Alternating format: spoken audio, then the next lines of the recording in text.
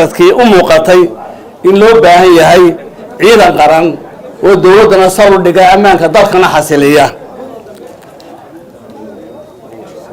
waxa la abuuray markaa oo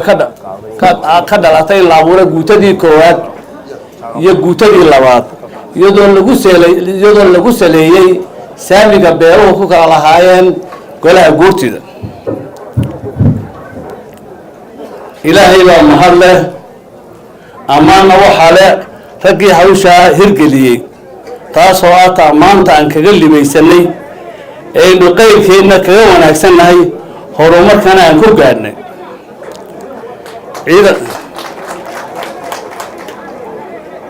ciidanka qaranku intii ka dambaysay wuxuu ku dhaqaaqay sidii maamulka dawliga u fudin lahaa ee gobollada loo gaarsiin lahaa number 2 sidii ciidanku u sugi lahaa xuduudaha dalka jamhuuriyadda Somaliland number 3 wuxuu ku tallaabsaday sidii tababar iyo tayaba ciidanka kor loogu qaadi lahaa number 4 wuxuu abuuray dugsiyad tababar iyo dhaqan celin loogu sameeyo ciidamada qaranka jamhuuriyadda Somaliland waajibaadka ciidanka qaranka jamhuuriyadda Somaliland difaaca ilaalinta qarannimada jamhuuriyadda Somaliland madax bannaanideeda dadkeega dalkeega iyo dawladnimadeeda number 2 gacansiinta ciidamada kale iyo hay'adaha kale ee dawliga ah markay sugayaan amniga qaranka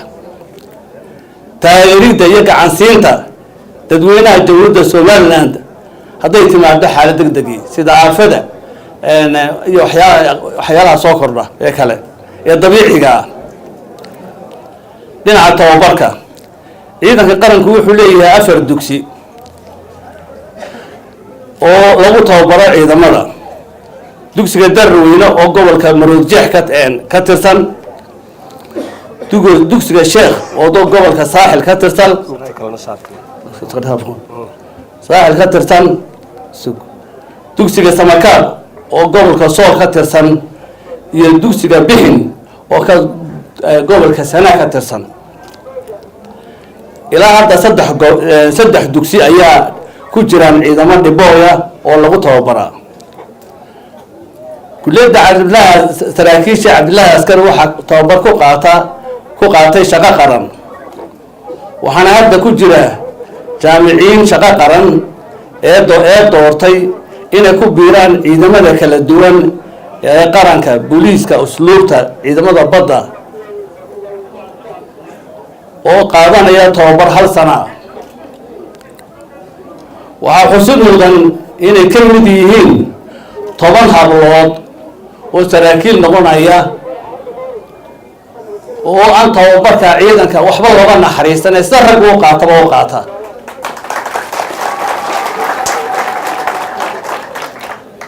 waxa kaloo ku jira saraakiil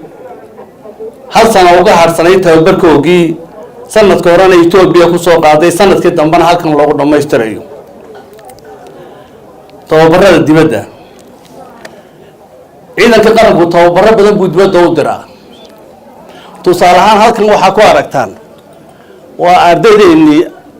balata meel yiraahdo ayay joogaan oo 350 kilomitir u jirta Addis Ababa tababar waxay ku sameeyaan halka balata wala tababar arrin run way ciidamadeena danab yaa ku tababartaalka waxa tababar dibadda noogu maqan war college kulliyadda dagaalka saraakiil baa noogu maqan staff college-ka saraakiil baa noogu maqan junior staff college-ka saraakiil baa noogu maqan waxaasoo dhan waa infantry-ga leeli sarkaal iyagoo inoo maqan yihiin intaa aan soo sheegay oo kale 6 bilood kadib ayay soo dhameynayaan tababarkoogii oo ku eegay bisha August buu ku eegay meelaha waxa kaloo noo maqan farsamo yaqaano 3 sano koorsa baranaya maadaama dadkii hore gaboobeen in farsamo yaqaanada nooc kasta haddii la tababaro yay sad farsamo yaqaan 3 sano noogu maqan yihiin waxa noo maqan injineero iyo dhakhaatiir digriga koowaad iyo digriga labaad isku jira oo haddana ku maqan koorso dheer. waxaa sanadkan loo qorshaysan intaa iyo in kale ilaahay hadduu na gaadhsiiyo insha allahu tacaala. dhinaca dhismaha waxaa sanadkan loo hirgalay deyrka ciidanka qeybta 12aad ee Burco oo 600 oo mitir ah. dhismaha guriga weyn ee jimicsiga ama jimnaastika oo ku yaala miiska saraakiisha. dhismaha cusbitaalka ciidanka qaranka oo ahaa inuu dabaq ahaado laakiin hadda qaybtii hoose noo dhamaatay insha Allah qaybta sarana aan sanadkan dhamayn doono. madaxweynuhu soo furay qaybtii hoose.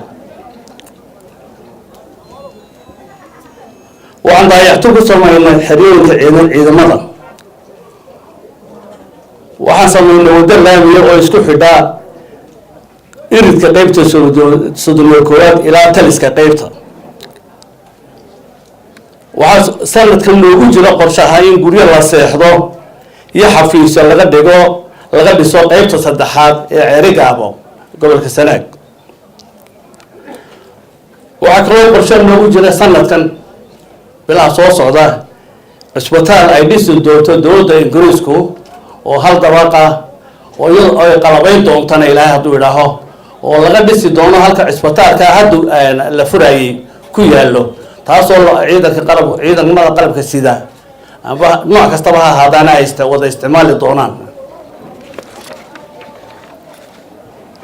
waxaan aasaasnay hay'ad dhismo oo markay ku filaatay ciidanka qaranka ka qayb qaadata qandaraasyada magaaladana. waxaana hay'adaasi ku soo guuleysatay dhismihii deyrka madaxtooyada, dhismihii shaqo qaran ee Darweyne, taleefanka salaanta lagu bixiyo. iminkana waxay dhisaysaa hoyga taariikhda ah ee laga dhisayo bartii khayraadu ay ahayd ee caasimadda Hargeysa. mudane madaxweyne gaadiid badan baa loo iibisay sanadkan iyo sanadkii hore. haddana baahida gaadiidku waa mid joogtaa oo mar walba loo baahan yahay.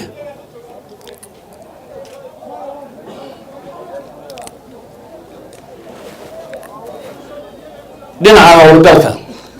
howlgalka ciidanku wuxuu sanadkan u badnaa gobolka Sanaag. waxaa ka mid ahaa shaqaaqadii beelihii Ceelafweyn iyo Darweyne isku leenay oo nagu fogaato in badan soo socotay. insha Allah ilaahay mahadii hadda nabad baa laga gaadhay laakiinse in badan baa ciidanku ku rafaaday arintaasi shaqaaqadaasi. waxaan hawlgal la galay damalaha garre ayaan ka galay oo nin wasiiriintu ciidan badan soo kaxaystay oo Puntland halka la yimid. dagaal waxoogaa dhacay, khasaarana waa dhacay inkastoo dhankayga aanay jirin laakiin dhanka kale khasaaro waa ku dhacay. waxa kaloo hore ugu soconay Yube oo hadaaftima ku dhow oo filay hadaaftimana waxay noo jirtaa 20 kilomitir, banaanina waxay noo jirtaa 50 kilomitir. ciidanku halkaas ugu raas. waxa kaloo wax ka qabanay shaqaaqadii gudaheena ahayd inamadii dhalinyaradii la qalday oo ku halkooda ku kontoyn garanay si aanay rabshad ugu sii badan in halkooda ku haynay. nasiib wanaagna hadda ka mid noqday ciidamadii qaranka ee Jamhuuriyadda Soomaaliland.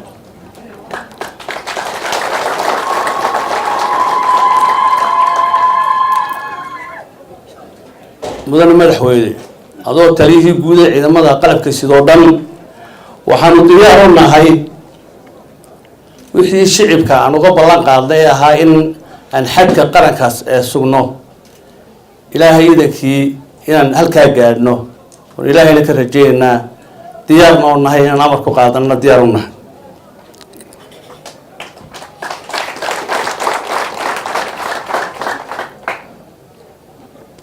waxaa ciidanka qaranka lagu yaqaan inuu mar walba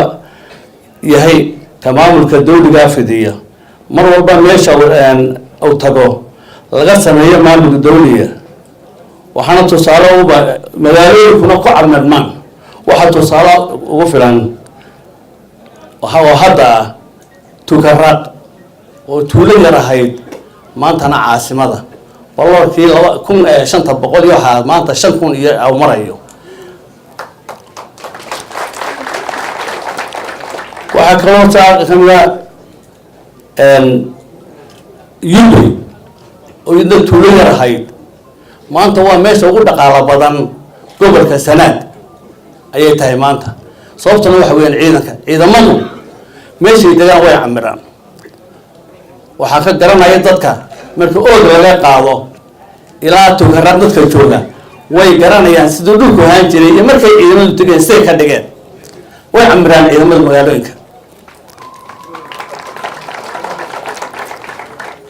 waxaan tusaale haddaan soo qaado afmadow oo tuuliya markaa ahayd degmada ku magacawneyd ayaa waxaanu dejinay haabiil oo markaa ahaa taliyo urur muddo yar bay tuuladii caasimad ku noqotay sidaas oo kale ciidamadu meeshay degaanba u camiraan dadkaana ka markaatiya waxaa kaloo madaxweyne jira ciidankeena hadda jooga وإلهي هنون إلهي بقى ياسيه وكأخلاق وناسيه وكأنشح وناسيه وكبسم الله وناسيه إذا ما دي عن حكم جري عن كونفور عن مكان شغلنا عن حكم جري أنت مو كون وناسيه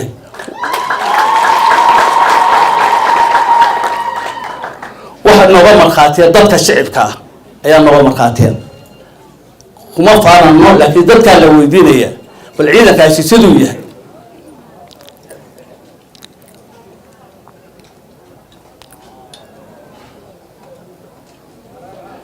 madaxweyne waxaan ammaan u dirayaa dhammaan ciidamada jiidaha hore bariya galbeed kuna ammaanaya anshaxa wanaagsan waa ciidanku waa kalluun bad ku jira baduna waa dad badda ay ku jirana waa shicibka haddii shicibku ka raali noqon waayo ciidanku ma joogi kara meel marka ciidankii shicibku way soo gol yihiin iyagana waan ku hambalyeynaynaa sidaa wanaagsan ay u dhaqmeen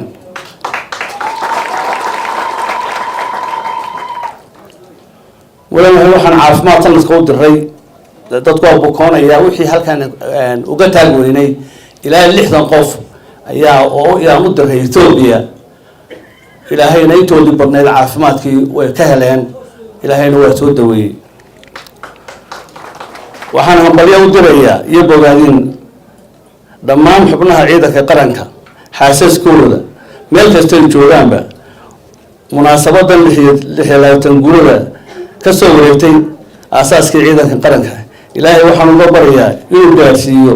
basbashiya barwaaqo ku gaarsiiyo sanadkan sanadkiisa waxaan mar labaad uga mahad celinayaa marti sharafta kasoo qayb gashay munaasabadan waxaan ku soo dhaweynayaa wasiirka wasaaradda gaashaandhigga